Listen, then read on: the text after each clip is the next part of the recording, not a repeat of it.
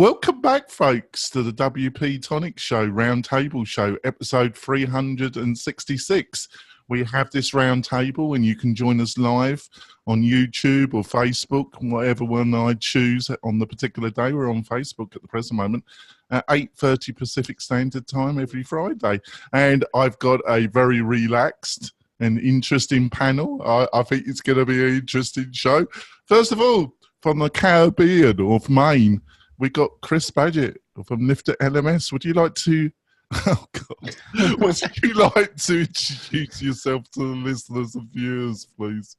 Yep, I'm Chris Badgett from Lifter LMS, and I serve course creators with knowledge and software. You can find me at lifterlms.com. I'm also working on growing my personal YouTube channel, so see if you can find me on YouTube. And you're going to have to watch the video. To say that Chris is relaxed looking is a slight understatement. We got another. We got a Norseman. And we got a Norseman. I interrupt the podcast, promote. Let's hope he's in a habit as well. There we go. Right, and we got Spencer. Spencer, would you like to introduce yourself to the listeners and viewers? Sure. Hey, good morning. It's Spencer Foreman from WPLaunchify.com, and we help people who are building profitable WordPress membership sites with marketing automation. And we've got Adam from the Kitchen Sink podcast. Adam, would you like to introduce yourself to the listeners? Sure. I also go by Thomas Levy. I do all the code for Lifter. No, wait, that's not me. I'm Adam Silver. I own and operate Concierge WP, small little agency here outside of Raleigh, North Carolina. Also have a podcast over at Kitchen Sink WP. Everything WordPress but the kitchen sink. That's stuff great. Like that. And it's a great podcast, folks. Thank you. Go and listen to it, folks. And we've got my friend John Locke. Would you like to introduce yourself, John? Yeah, definitely. My name's John Locke, as you stated. I run a small SEO outfit for manufacturing and industrial firms, Lockdown Design and SEO.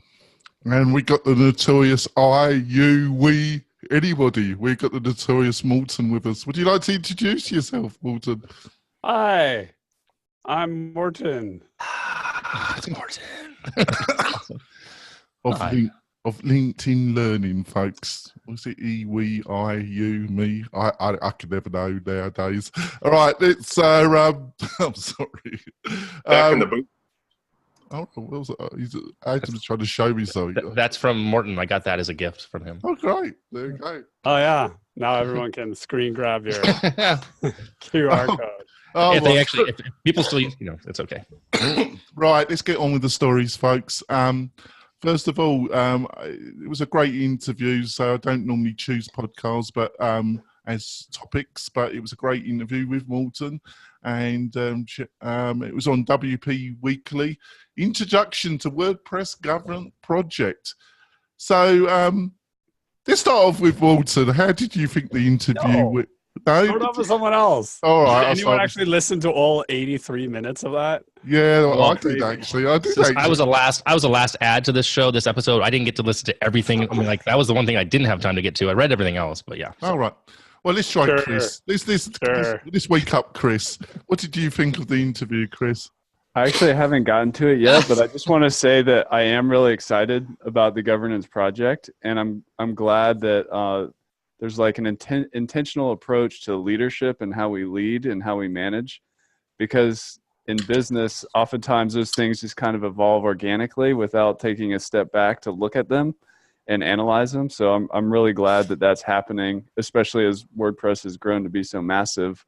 Power structures as an open source project should be more distributed. So I'm just excited for the project. Help us out, Spencer. Did you manage to listen to any of it?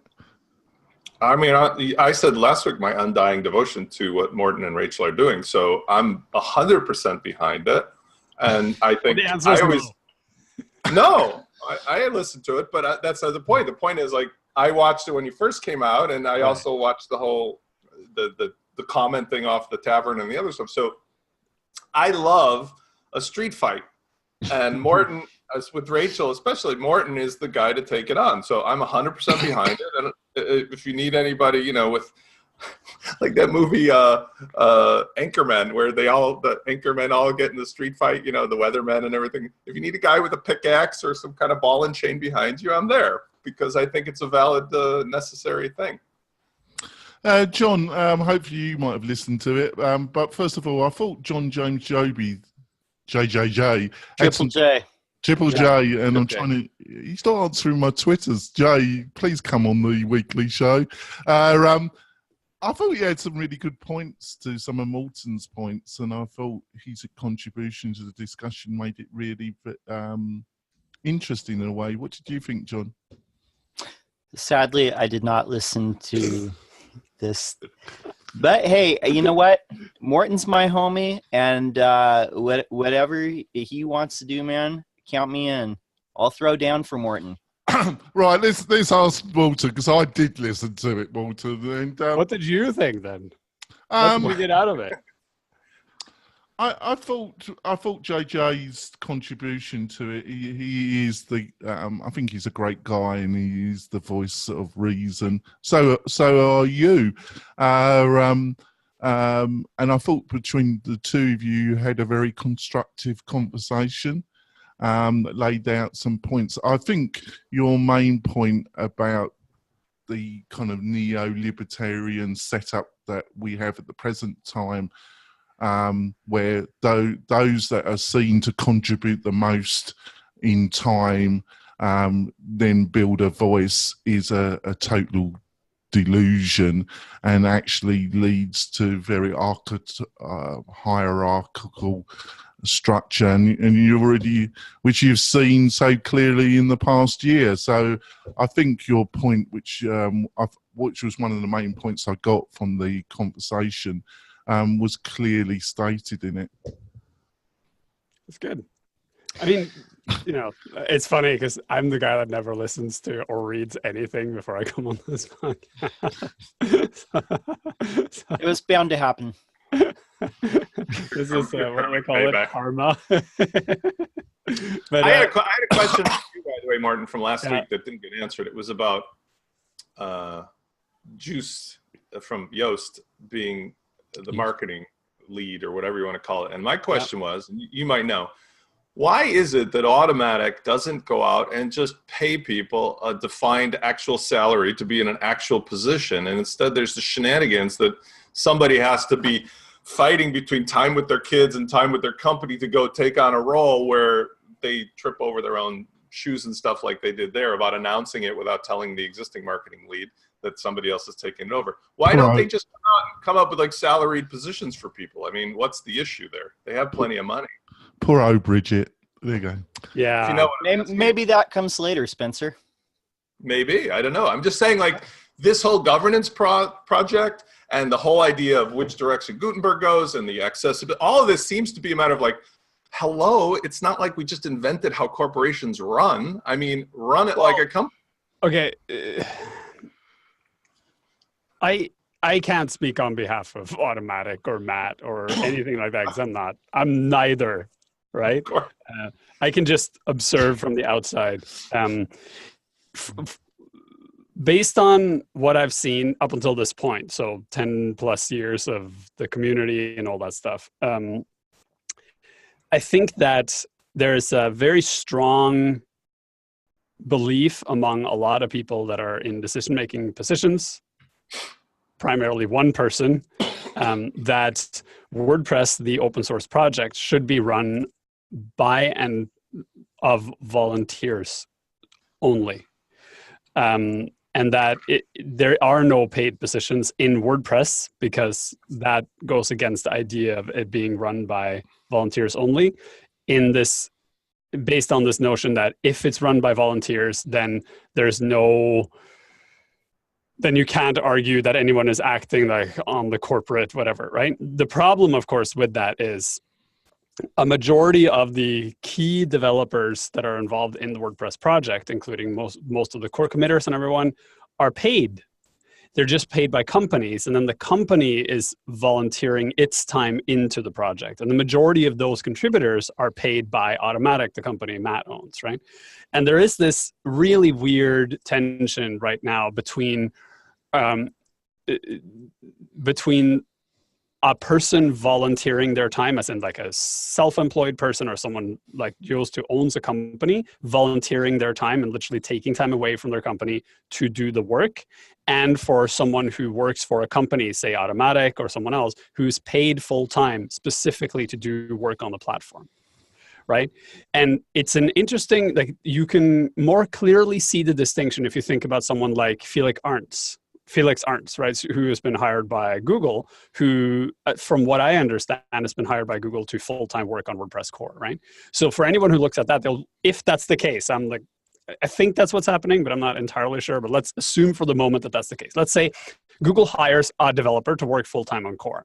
People would then say, well, that's Google trying to exert influence on WordPress core, and that's problematic, possibly. But when Automatic does it, people are saying, well, that's just WordPress, right?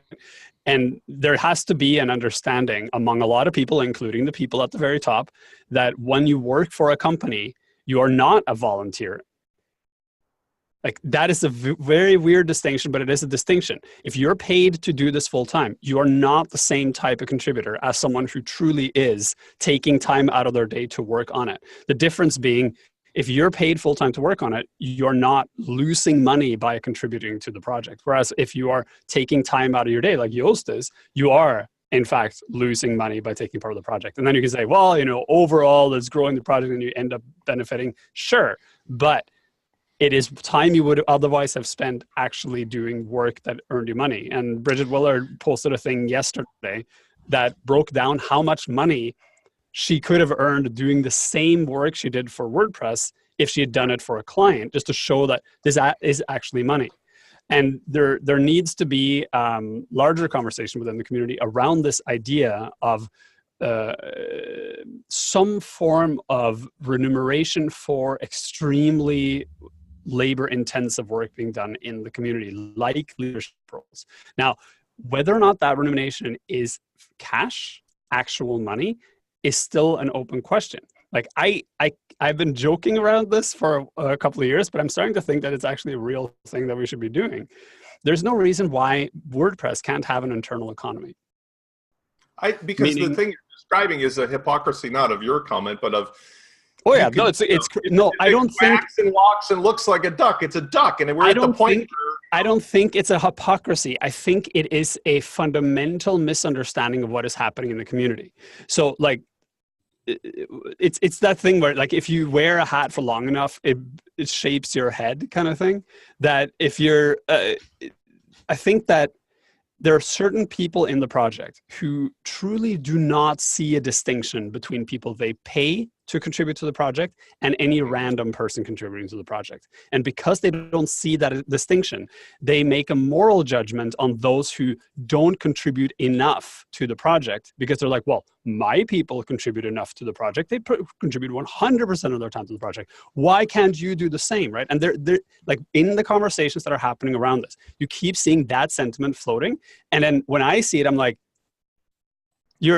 you're disconnected from the reality of the situation, likely because you've been working on this for so long that you're not seeing there is an actual distinctive difference between these two things. And that's something the community as a whole needs to then address and figure out. Because if the people at the top can't figure that out or are locked in a way of thinking about the project that forces them to see the world that way, then the rest of the project needs to accept that those people are stuck and then just move on beyond them, right? And that could mean something like introducing an economy internally in the WordPress project with or without the support of the top level. And then saying that we're actually going to create some sort of remuneration system for WordPress so that contribution actually has meaningful outcomes for people beyond just feeling good. Yeah, like a credit bounty. So what do you think, Adam? Well, I had heard through the WordPress grapevine, if you will, that Joost, I'm not sure the pronunciation, was getting paid. Joost was getting some type of stipend or some type of income from his new role. From who? I don't know. See, that's the problem. It's like, let's say that's true. Let's say someone, right? Anyone pays. Okay. WordPress has no money. WordPress Foundation. Right. Has no money. Correct. The WordPress Foundation has some money that is being used for like charitable whatever. That's the money. All the other money within the WordPress community, technically speaking, is locked in like payments of WordCamps or whatever. Right.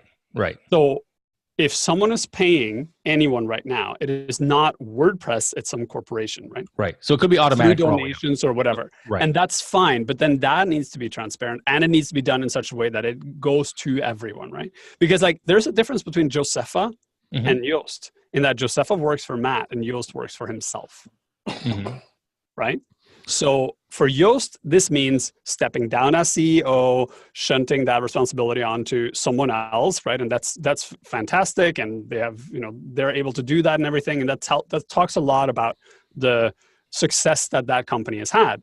But it also shows that that position can't really be taken by anyone who can't literally go, I don't need to do work anymore. I can do this instead, right? Which is an unbelievably privileged position to be in. Absolutely. Completely unrealistic and not something we can expect from anyone, right? So like during the Gutenberg project, people were asking how come these people are the leads of the Gutenberg project. The reality is the leads of the Gutenberg project were the ones that were being paid to do it. Right. And for all the ideological fantasticness of the Five for the Future idea, the reality is I have Five for the Future. Like my company pays me to spend 1 day a week to work on the WordPress project. That's not enough time to do any of that stuff. This is my Five for the Future right now, this podcast. Yeah, but it's like that's not enough time. I know, right. To do anything meaningful, right? No. What I mean is you can't lead something like Gutenberg with 5% of your time. Absolutely, yeah. That's just crazy talk, right? But then if we don't have that, then either only the people who are paid by corporations to run will be able to do the work and their work will be colored by whatever corporation they're being paid to do, or we have to figure out some other way of doing it, which is why we should introduce something like WP Coin. We had this show like 3-4 months ago. Remember about the one with the independent contractors? This whole thing really is surrounded by that discussion, which is Automatic is the profit center, the one with the loan. They're the ones that are realistically running this whole show. You can call it what you want, but I think your metaphor was good. If you look in the mirror long enough, you'll think you're a movie star. And they think everything is all granola and open source and dedicating. But then there's what I refer to as the hypocrisy. The hypocrisy is to look down the end of your nose at, I know you could be spending more time on supporting your free plugins in the shitpository, but you're not. And it's like, you're getting $150,000 as a developer by Automatic. So, and this is not a new conversation in the community either, because I've been having this argument for years about funding speakers for WordCamps. Even just, paying part of their travel expenses and hotel room or something. Yeah.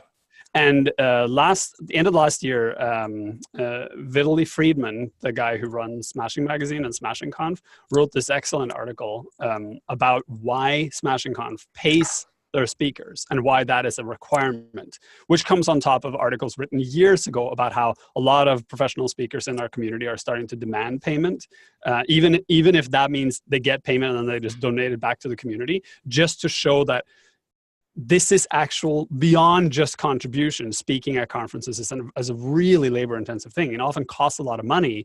And by not paying people, you are excluding a large number of the voices within the community who can't afford to take time off to make a talk, to can't afford to take time off to go to a conference and then actually do the talk, right?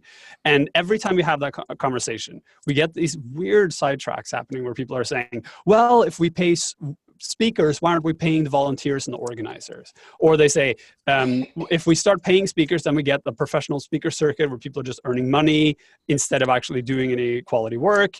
All of these arguments are red herrings that the professional speaker circuit is not a problem because you can just have lists of people who shouldn't be allowed to speak at every damn conference. And we already have that problem anyway because there's people who speak at every single WordCamp, so whatever. But the not paying organizers one is like, that's not an argument against paying speakers. That's an argument against stop buying so much crap to give audiences and instead spend your sponsorship money on actually paying the people who do the work, right?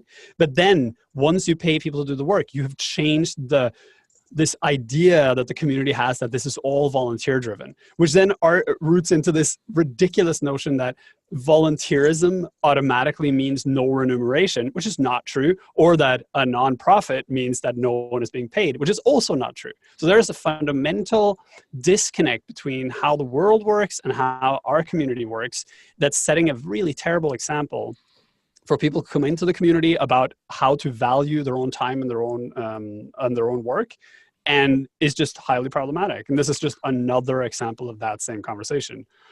Go labor power! Socialists have spoken. All right. There's so much more to say about this, but thanks for that contribution, Morten. Thank you for giving me a platform to spew my socialist. There we go. On to the next story. Apple power over Facebook brought worry to the rest of us, ought to bring worry to the rest of us. What did you think of this one, Spencer? Well, you guys know how much I love Facebook, of course. And said nobody ever. Yeah, said nobody ever. In fact, when I talk to clients these days, I always ask them about, like, do you ever think of doing your, instead of BuddyPress, BBPress, did you want to consider a private group on Facebook? And the answer is always, no. There is nothing private on Facebook, is there? So I'm going to just put this in the context of things that I've discussed in the previous questions, because I think that's the takeaway from all this. There is an ecosystem of everything, and the needle swings left and it always swings right. Or if you prefer your parabolic curves, it goes up and it goes down. And here we are living in the middle of the swing. The swing is which of the gigantic animals in the forest is going to eat all the smaller animals or demonstrate that it can, to see where the pecking order is. And what I say is anybody who's got a platform like Facebook is really not the platform. The platform is where do people consume it. So this demonstrates to me that Facebook had to have a real long look in the mirror and say, well, we can control the browsers sort of, but even then, Chrome, maybe Firefox, or they're going to, have a chance to knock us off. But on the iPhones, we don't have any control at all. I mean, we're basically, now what they did on this is arguably stupid anyway, but trying to basically track 13-year-olds without their consent by telling people to install the application of a developer license. It's like a pervert handing out sweet $20. $20, I want your information. But that's stupidity that comes from the reality of we can break the rules because we can't wait around to get normal approval for an application or whatever we're doing. Even if it was an innocuous thing, not nefarious like tracking, it's still the same thing. I don't think Facebook does everybody a mistake. I don't remember. Adam, I actually thought the TechCrunch other story, which was very detailed. I got this original story from The Verge, but what did you think of it? Because there was literally something pervy about this whole thing, wasn't it? So on the Facebook, and we were talking before we hit record of this about privacy, and I just had a conversation with some gentlemen last night, a men's group I'm in last night, and I said, and I've said this before in many places, privacy is the concept itself, in my opinion, is minimal at best, between your ears. You think something, that's fine. You say something out loud, depends on where you are in the world, it could be heard and taken out of context. All that said, I'm also a firm believer that platforms are going to change. Apple's power over Facebook, I'm okay with. I think it's, Apple owns that platform. That's theirs. Do what you want with it. You don't abide by the rules, then they can do what you want.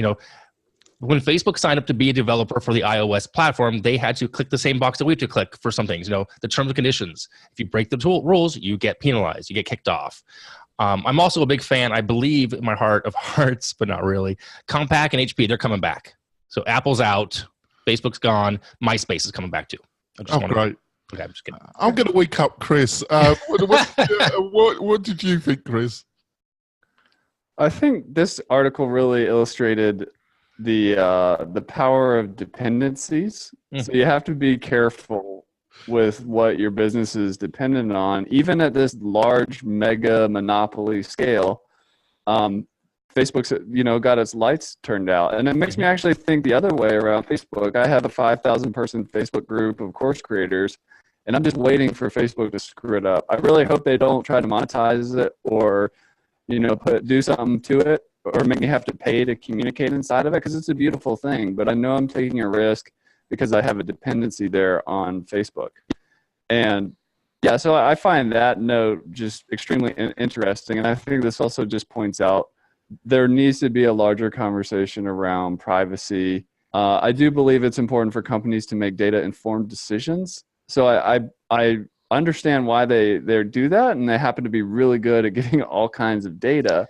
But at the same time, if the product is the people, there's privacy concerns that need to be addressed head on, from a big picture, take a step back, which otherwise you end up in these messes which we're in. So it's just immature privacy policy and just thinking around that. The other quick thing here is 13-year-old. There's tracking 13-year-olds. That's like the de facto age we're using. How many 13-year-olds these days are on Facebook versus somewhere else? My 13-year-old, well, yeah, he's 13. He's not there. They're on Snapchat. They're on TikTok. They're on everything else except Facebook at this point. So I'm wondering, how valuable was that data capture? Was that survey? What was watching that? I mean, I'm sure it was valuable to some extent, yes, but at what level at this point now versus, let's say, 5 years ago? So, your opinion is very North America centric. Oh, worldwide. Okay, fair enough. Much larger footprint. See, that's why I like you more, because you're smart. No, that's not like. It's not easy to see unless you go digging into their numbers. Okay. But worldwide, like, there are many places where Facebook is the de facto. Okay. Web. And keep in mind, this is like as low as 13. Yeah, the larger problem is the whole concept, right? Right. Okay. But I find this. It's interesting that this story broke at the same time as the whole Apple's FaceTime disaster thing. That's awesome. And how people are freaking out about the Facebook thing and like, oh my God, dude. Right. And then not like anyone can snoop on anyone else's iPhone seems like a larger problem. And the fact that Apple didn't immediately just disable the feature. Snowden knew from the beginning, didn't he? So there are many weird things here. And I agree with the sentiment that this shows Apple has a ton of power because they can just shut down a thing. And I mean, this harks, like, if you want to see it from the nefarious end, you can be like, this is the same thing that when Apple all of a sudden pulled all copies of 1984 from everyone who had bought them, right? Or when Apple suddenly refused to, when they tried to enforce the whole copyright thing on music in Europe and then banned anyone from moving music off their Apple device onto another music player and then just cancel their accounts and stuff. They're not kind. This notion that Apple is the greatest thing in the world is nonsense. But in this circumstance, I actually don't agree. I think that this is an example of a company actually exerting its power of or its responsibility in the right way, saying that we found something in the system that we think is problematic because it's not being transparent and clear and everything. And we've contacted them and told them that they need to do something about it, and they didn't. So we're just going to pull it until they figure this shit out.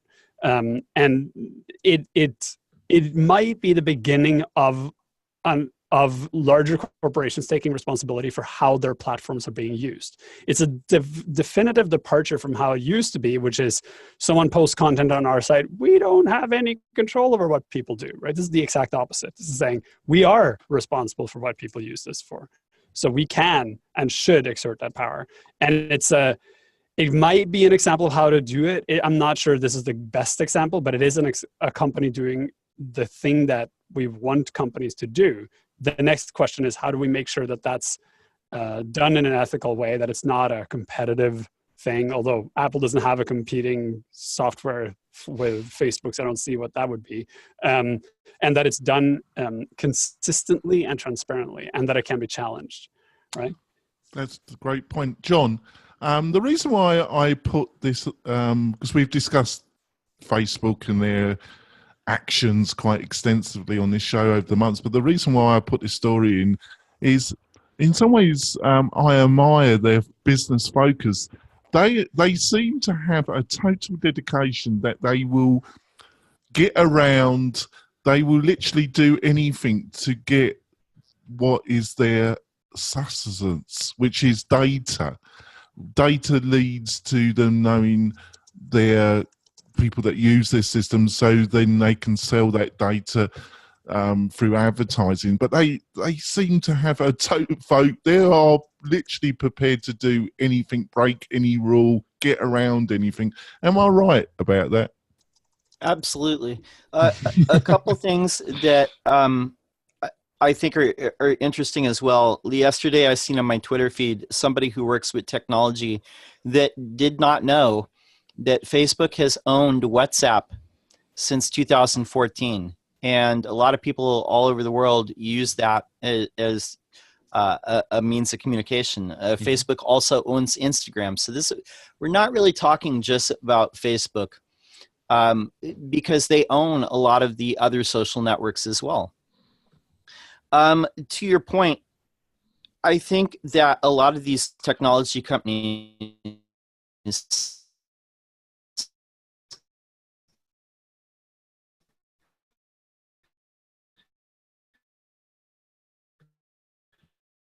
not coming out of the U.S. right now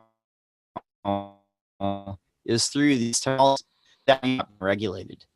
To Morton's point, I think in a lot of other places, what Facebook is doing would not be tolerated. But like you said, you've seen the Zuckerberg testimony in front of Congress. Those people are all like 70 years old. They have no frickin' clue how the internet even works. And you're right, Jonathan. They're going to do everything that they can to keep making money, while they can. And as long as they can keep growing in some way, and as long as people don't have, I think this is the biggest thing, because this is what happened to Friendster, and this is what happened to MySpace. There has to be a reasonable alternative where all your friends are for you to leave that platform. And once that happens, they're gone. Right. We're going to go for our break, folks. But before we do that, I want to talk about one of my great sponsors, and that's WP Fusion. And what is WP Fusion?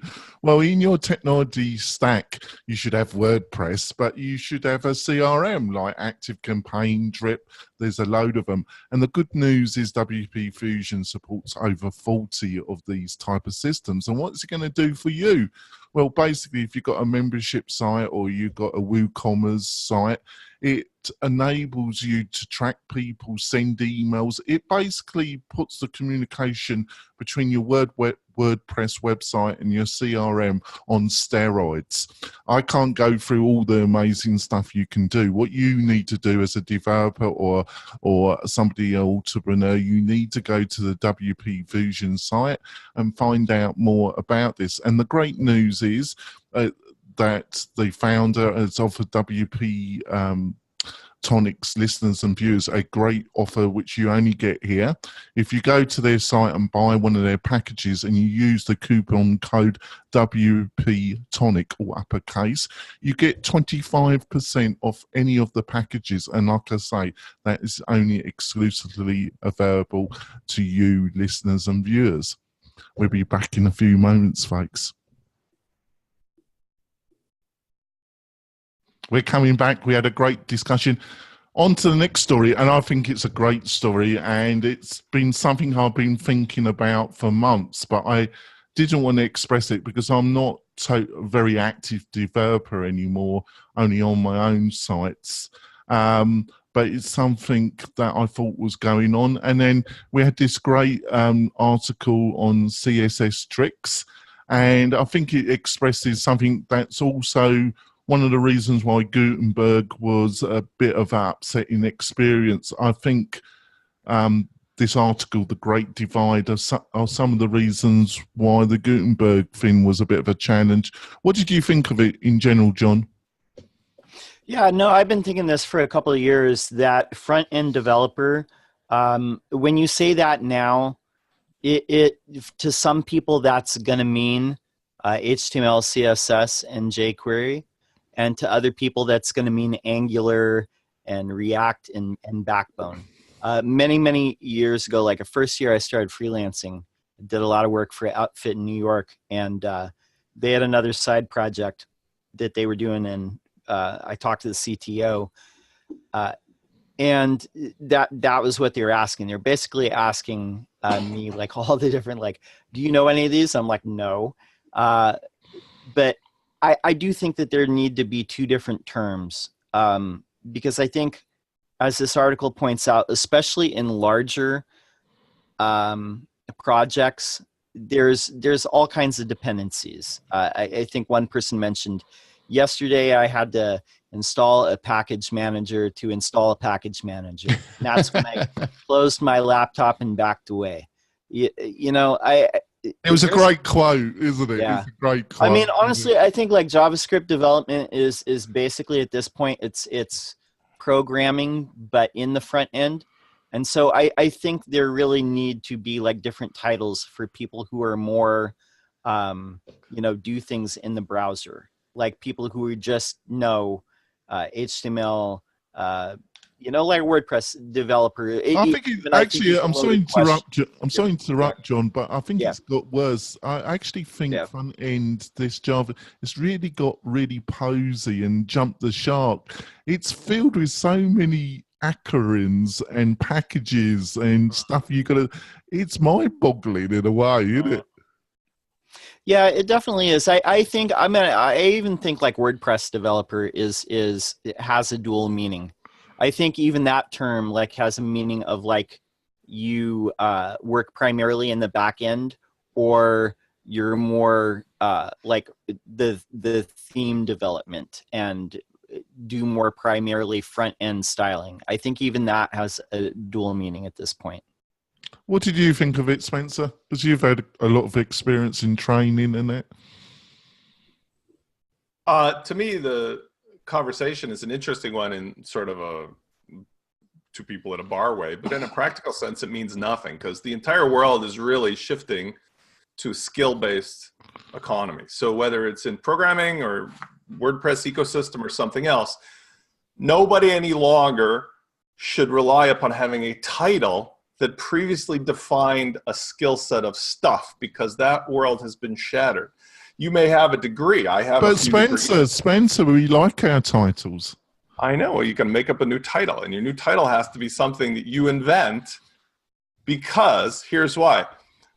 When you go out, whether you're working for a company or you're doing freelancing, the people that are going to pay you are going to say, I want some solution. This could be a longer goal, like in a career path, or it could be just for a client's project. When you look at that solution, they will tell you if they've already figured out what skills you need to have, because there's a pre-existing condition, such as some jackass already used AngularJS here and you need to know Node and blah, blah, all these other things. Or we just want to have a new website about something. Can you build it? That is where your list of skills becomes relevant, just like in dating. If you are looking for somebody that has kids, wants to travel, doesn't smoke, blah, blah, blah, match your list up and maybe it'll work. But if you're trying to do that by saying, I'm a person who dates, or I'm looking for a job as a front-end developer, you're going to have real problems today, because the people with pre-existing conditions need those skill sets. They don't need a developer. They need somebody who knows those skills. The people who want the solution, who don't have the pre-existing condition, want you to tell them what things should they build this with. And that's where you get to say, well, I use HTML, CSS, PHP, JavaScript, blah, blah, blah. And that's the way to do it, because. And that's the solution, in my opinion, is that we need to just stop putting labels on stuff like front-end developer, because it's meaningless in this world. Just like, you know, a career path in a corporation is a meaningless thing. There's no gold watch at the end of it. You know, you're just as good as the last thing you know how to do. I know, right? That's over? You missed your window. Dang it. So what did you think of the article, Adam? Yeah, you know, I've always been confused. Yeah. And I've been in this for a long time. Confused, period. You're going to be even more confused after this. That's just life. That's just my life. No, I've always found the segmentation of front end and back end murky at best, because, you know, I get hit up all the time. Like, I got hit up yesterday through LinkedIn for a job for a startup looking for a WordPress developer, but the description, I looked at it, I'm like, I don't consider myself a WordPress developer, but some people do. Do I develop websites? Yes. Do I use WordPress? Yes. It's the same thing. So I went to college for theater. I have a degree in theater performance. I wanted to be a classically trained Shakespearean actor. Am I? No, not at all. No, actually, I mean, I can do it, but there's differences. So I'm trying to connect the two dots. The kingdom for holes. Right. So what I wanted, am I an actor? Here's the best way to explain it.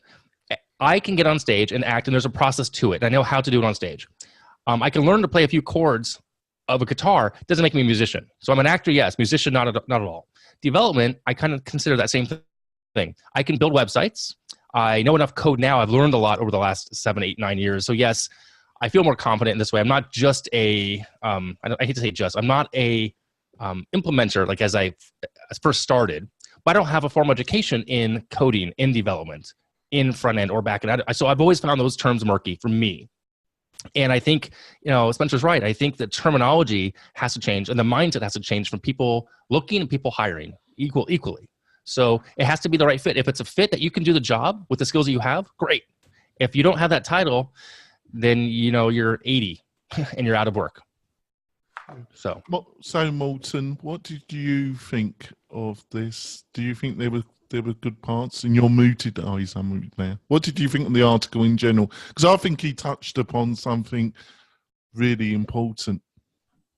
First of all, you should go watch the talk Chris Coyer did at WordCamp US, where he kind of talks about the same thing and gives a bunch of examples.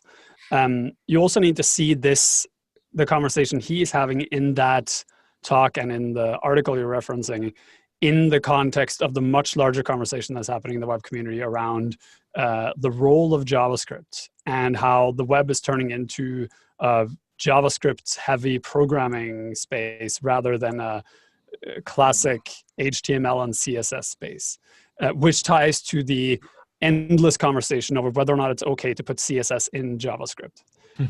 There is a very, very complex and extremely balkanized conversation happening in the wider community around what the web is and what the nature of web development is. And what Chris is doing, what Rachel Andrew did yesterday, I think, by posting an article around the same thing, what Sindre Sorhus did last weekend, what DHH did. Like, there's a huge number of these conversations that are happening at the same time. And they're all about the same thing, which is basically the way the web is currently being developed and the way a lot of the conversations around the web are happening, and what's happening in WordPress too, is we're moving away from writing HTML and CSS and using JavaScript to augment that into writing JavaScript that then generates HTML and CSS. And what that JavaScript generates is machine readable code that is not accessible to humans. So what we could do, like we people who are old and have been around for a long time could do, which was to go into any website, scrub out the code, figure out what was going on. It's no longer possible because the stuff that's being generated isn't readable by humans and is often not following modern practices. And there is the tension between then, do we want code that's written optimized for machines, or do we want code that's written and optimized for humans? And for performance reasons, you want the machine version, but for maintainability, you want the human version, which is why you have build processes.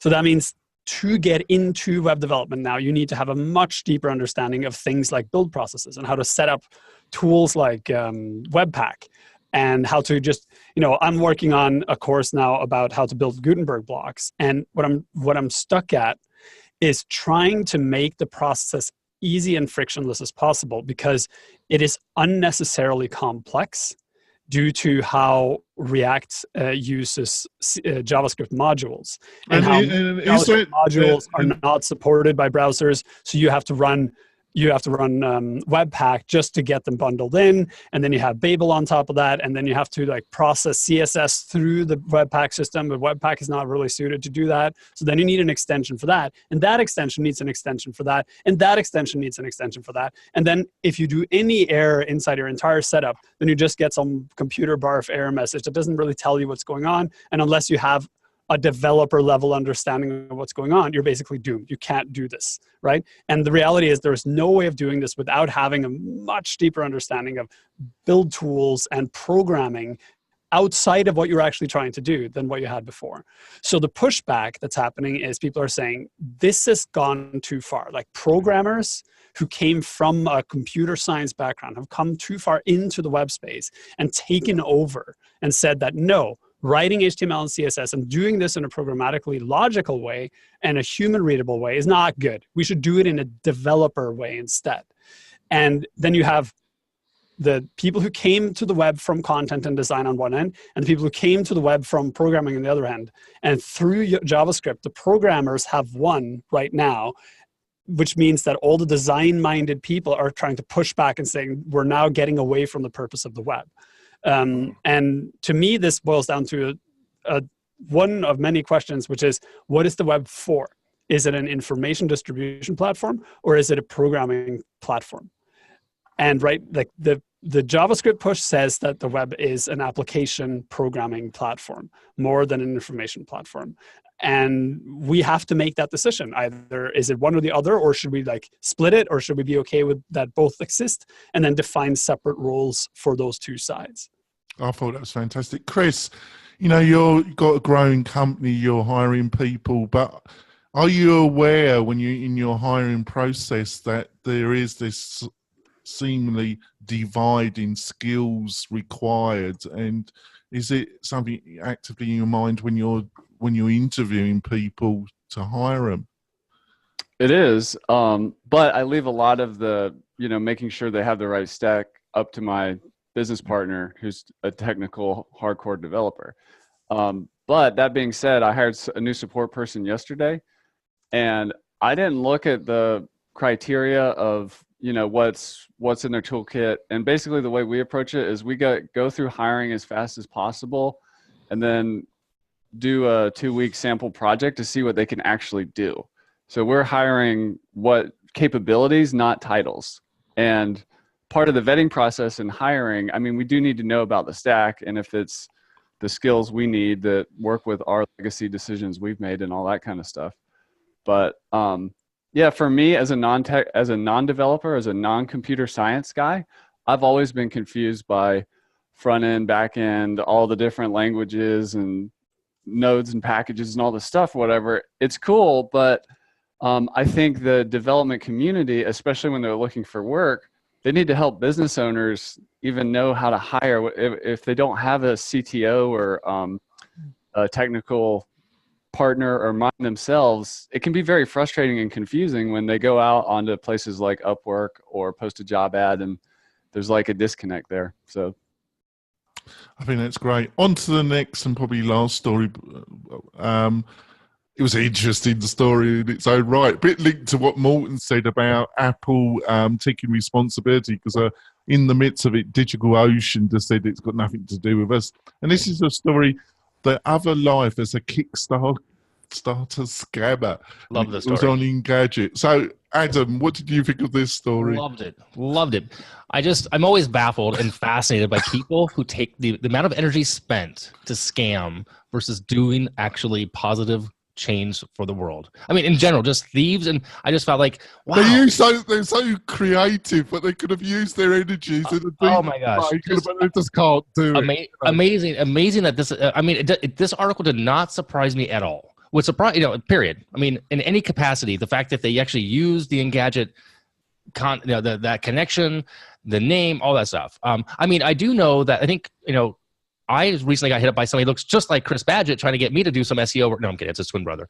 But just the photos and stuff, I just found that the article is, it doesn't surprise me in one aspect, but at the same token, like, dude, you spent all this time and energy to set up, to do this kind of thing. Why not just work like a normal person? I don't know. I mean, it takes as much energy to scam somebody out of money as it is to make money, I think, in the real world, in my opinion. Unless you just find a Brinks truck with an open back door. Yeah, that's just how I see it. I just come to the conclusion that just can't. There's a certain group of people that just can't do anything unless it's scammy. Right. It's making the quick buck. It's the quick buck. It's a part of American society that's the most ugliest. in some way, this devotion to this idea that there's some way of making a ton of money really easily. What do you reckon, Spencer? You know, I don't like it for what they do, but I definitely love it when I discover how people can find loopholes and stuff. You know, like the guy that got lifetime access to airlines by discovering he could take the UPC labels off of pudding. The pudding. Well, that's fine. Yeah, that's not a scam. You know, that was just smart. He was a smart engineer. But I'm saying it's the same mindset. So what I think people have is there are people in this world who have a mindset that, like, okay, there's a line. I'm an attorney too, but like, there's a line that's legal or not. Sometimes it's great. This is clearly not legal. However, I think it's the same mindset of they see an open door. There's some stuff inside. How can I get in there and do this? And it's fascinating only because I think people are naive about their identities online. You know, in my particular case, a lot of the clients or people I know are professional attorneys, doctors, whatever, and many of them do not even have their own domain name for their first and last name. And the first thing I always ask them is like, so you're, you know, John Smith, you don't have johnsmith.com. They're like, why would I ever need that? I'm like, hello. Okay. This is why. Some guys. How many of us six have, do you own SpencerForeman.com? I have not only myself and all my kids, but I have all my friends and enemies, and I have most of you. Well, after the show, got Jonathan David versus show because I've got that. Well, two things here, real quick. So I just shared a little snippet, a little screenshot of Spencer. Spencer looks like fake Jamie, a little bit. I'm like, I think maybe we're calling Spencer out. Maybe, I don't know. For one, two, I also own AdamSilver.com. I've had her 20 years. I own my kids' names. When my kids turn 9, I bought their domains and their emails. That way, you know, we had it for they can get it for. I'll pay for the 9 to 18. I'll pay for it. But yeah, I think it's important these days to own, ideally, at least the .com, right? But Adam, I think it also puts a light. There's a whole dark side to podcasting, YouTube subscribers, you know, Instagram influence peddlers. There's a whole kind of scammy, dark industry behind the internet, isn't there, Adam? Really? Well, of course. I mean, yes. Short answer, yes. Well, you know, I don't want to word this.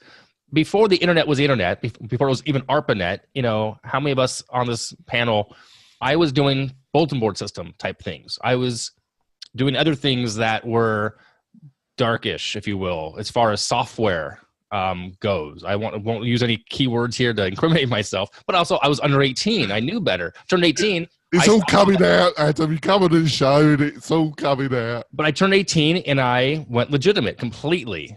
95%. No, 99.9% complete. Anyway. You saw the road to Damascus. Right. But, you know, is there a dark side of things? Of course. There's always going to be the dark side of the tech, of whatever it may be.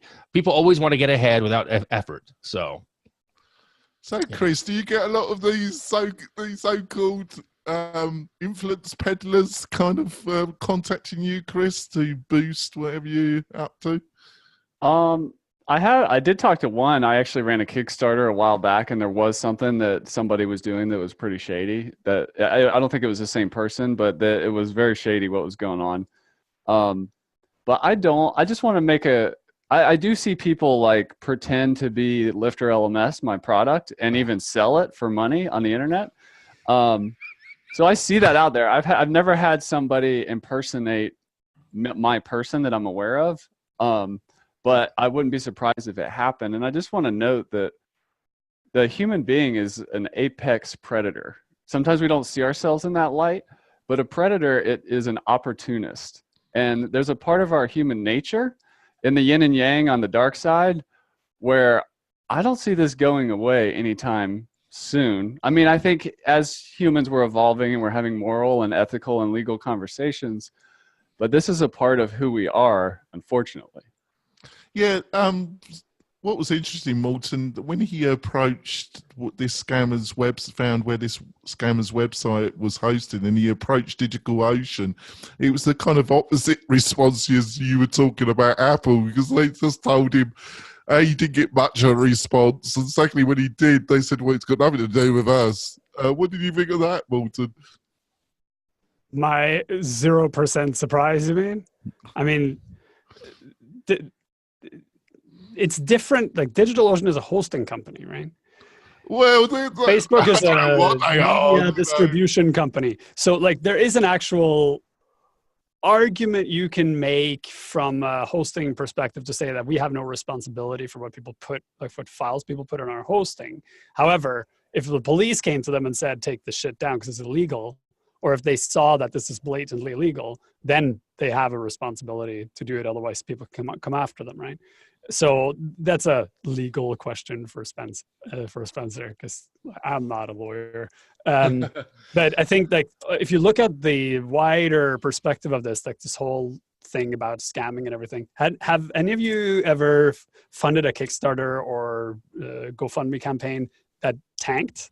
Of course, most of them do, but you don't get. Yeah, I mean, this whole concept of Kickstarter and GoFundMe and everything else is a really bizarre thing if you think about it, because in the beginning it was like a lot of people who couldn't get funding for things like a new computer game were able to do it, right? But then when people realized there's money to be made here, they started putting up things that are just insane, or they totally didn't understand what they were doing. So I funded something that I thought was really cool, and I was like, I put money into it. I'm like, there's no way this is happening, because they're going to get like 5 million orders and they're going to have to like build a factory to get this to work.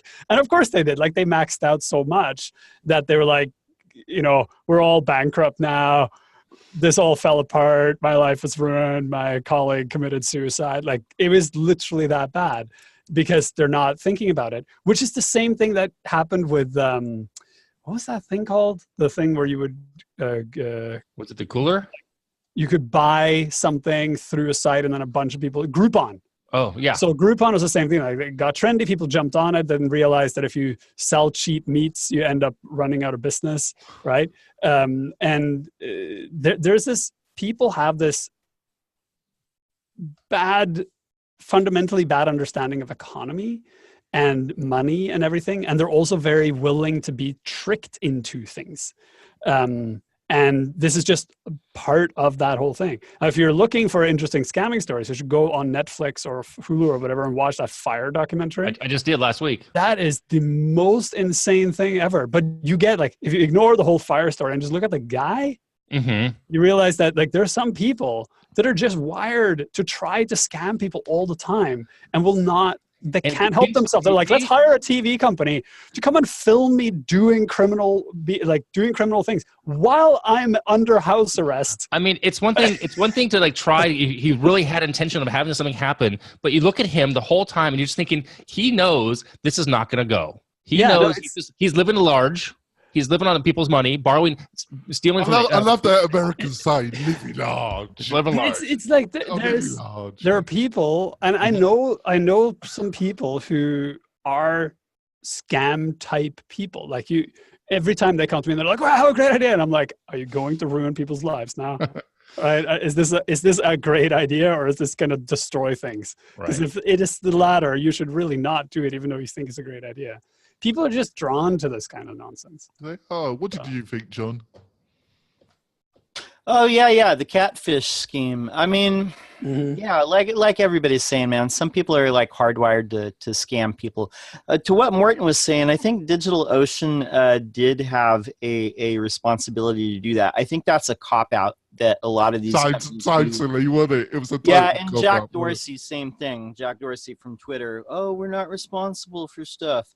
The hell you aren't. You're responsible for what you put in the world. You're responsible for what you allow in the world and on your platform. If you have terms of service, if people are like scamming money and there's evidence of it, then you should take that stuff down. Plain and simple. Right, thanks. Before we go to the final section of this show, I just got a quick question for Morten. I interviewed Ryan Carson last week of Treehouse, and he's publicly been saying that in the next 10 years, he thinks that most universities, mid-level, apart from the top universities, are in the US and are going to disappear or are going to have a very difficult process of surviving. But no, I thinking, I know it sounds ridiculous in a way, but I think the way they're running their business models is going to be very damaging to them. I agree with your response. I don't think And I'm paraphrasing what Ryan said. Yeah, no, I know the argument. I think, first of all, let's be clear here. The United States uses the term university and college in a different way than the rest of the world. Yeah, true. So like when you say university, in my brain, because I'm European, it's something else than when people think of university here. Now, in the American model, if I understand this correctly, university is more like an academic institution that actually does like postdoc stuff and research and everything. If that's the case, so like if we make the definition right now that university is the classic definition of a university, meaning a research institution that also does education, no, it will not go away at all, because that's where all the research happens, right? All the publicly funded research in the world happens in an under university umbrella. Killing the universities means stopping evolution in terms of thinking. So no, that's never happening. The American model of holding students upside down and shaking them to get as much money as possible out of them is not going to survive. But that's I just think it's morally so awful. I think what he's getting at is that a lot of the introductory level stuff that's happening at colleges and universities and polytechnics and all that stuff is done in like the teaching methodologies and the pedagogy that's in these schools needs to be updated, and that's not something that isn't happening. That's the part that I'm laughing at, because all these people, like, you know, people who work in my industry, people who work in generally like online learning and everything, they tend to think that universities are stagnant and are not evolving because they're not working at universities. If you go work at a university, you see that this is rapidly evolving. There's a ton of research being done. The people that are working in online training are benefiting from the research coming out of universities, right? So they're going to evolve really quickly to avoid losing their place, right? And also because we actually need to evolve them to be able to move society forward as a whole. So universities aren't going to go away. I think a lot of the for-profit garbage schools that should go away right now are going to just go away. But then a lot of new crap like Trump U is going to pop up anyway, right? So if the argument is universities aren't keeping up with technology, that's not true. Some of them aren't because they don't have any money, but overall they are. If the argument is that there are parts of the higher ed sector that needs to die, the answer is yes, of course. If the argument is online training is going to take over a lot of that stuff, the answer is yes, but universities aren't going anywhere. Yeah, I see where you come from, but I do agree with Ryan in a way that I agree with a more diverse, with including mentorship and apprenticeship, is for especially in the technology, or a lot of people with some college support is a much better foundation for the majority of people looking for more skills and higher education than a university, all embracing university kind of degree that really doesn't bankrupts them, causes them damage, and really doesn't give them what they really require. Yeah. That's the American model. There's a big difference between university here and like a state college and a community college. It's like 3 different things. But and this whole idea that you should be bankrupted by going to higher education is insane. It's just crazy. Well, your degree doesn't get you a job anymore. That's the problem. That depends on what kind of degree you get. I mean, if you go into university and study data science, you'll get an extremely high paying job, right? So it just depends on what you're going after. Yeah. The problem is if you go into university and take a history major and you don't know what you're going to do with it, then you're not going to get a job, right? But if you're going to use the history major to work at a media publication or take a job at a TV studio, or like you need to figure out what you want to do. This old model, as in like the 1960s model of going to university and by default getting a job, doesn't exist anymore. But that didn't exist in the 80s either. I mean, FYI, just so you know, I'm a father of 3 teens. My oldest is 18. She's going to college in the fall.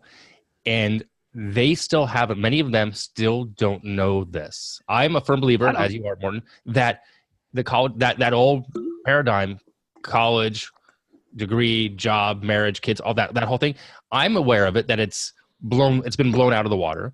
But the kids these days, 17, 18-year-olds, don't quite, and most of them still don't, they still see what I saw. Mm-hmm. And I was so hoping my daughter was going to take a gap year. I really wanted her to take a gap year, go travel, figure some stuff out. She wants to go right to college. Yeah, it sucks. Yeah, my recommendation to all kids watching this is when you're done with high school, go out of the school system for at least 1 or 2 years and do something else. Gap year, go work somewhere, go travel, do the Scandinavian model and go to a people's high school. Like do something other than going to school, because you need to throw away your high school mentality before you go into university. And you also need to get a more mature understanding of how the world really works. So going and who out they are, and because you don't know who you are at 17, 18 years old. I mean, I don't know who I don't know who I am. Hindsight, I should have. My sister was the one who suggested I don't go right away after high school. I did. I went to junior college, whole separate story. But yeah, looking back, I mean, yeah, whatever. It's just I wish I'd taken years off before I went to university. Right. Too. Well, Anyway. I just thought I'd take the opportunity to ask you that. Let's quickly do our tips, tricks, plugins, themes, whatever you come across during the week. I want to start off. I was in two minds to recommend this. Really, it's from Delicious Brains. They're a great plugin company, and they just brought out a new plugin that works with Amazon email services. It's a bit like when people host their websites with Amazon. I always point out who you going to talk to when something really doesn't work. That is the problem. So I was in two minds. But go to Delicious Brains, and if it's something that's interest to you, I think it's going to be. It might be useful. I'll make sure it's in the show notes. John, have you got anything you want to push, recommend, whatever? Yeah, actually, I'm going to recommend Chris's YouTube channel, Chris Badgett here. There's a lot of good stuff that he's sharing there, a lot of thoughts on business and entrepreneurship. And I think people should go subscribe and check it out. Yeah, I agree. You've been doing some great stuff, Chris, even on the hammock. So, Chris, you got anything you want to recommend? Anything you come across? Yeah, this might be a little different, but I actually want to recommend WordPress 5.0, what's called Gutenberg. I've been playing around with it bunch lately, building like a course sales page or course home screen. And I'm really blown away by what you can do with Gutenberg. I really did, just plain Gutenberg out of the box with the new editor, with the wide layouts and the columns. I mean, this is version 1. There's room to grow and improve, but and then using other plugins and tools and bringing in components into a page, I'm really impressed. And I know there's been a lot of talk around the Gutenberg project, but I've just really enjoyed my own personal deep dive with getting really familiar with the new block editor. All right. That's great. Adam, got anything you come across? Well, do I ever? No. Actually, I want to recommend that anyone watching this, take time and step away from the tech and the screens consistently, at least once a week. Yeah, turn stuff off. Read a book, A, physical paper book, or B, go out for a walk and without a podcast in your ears, without music, and just let yourself have a little bit of you time. I think it's important for mental health.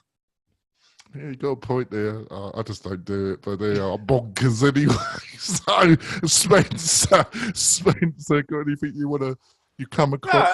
You haven't left your home anyway. You're getting all your food and that delivered to you anyway, aren't you? Yeah, I mean, I definitely agree with like the things that you could do to make your life easier, save time. But I kind of will jump on Chris's suggestion, which is being well versed in the various page builders is useful for anybody. There's a lot of new stuff.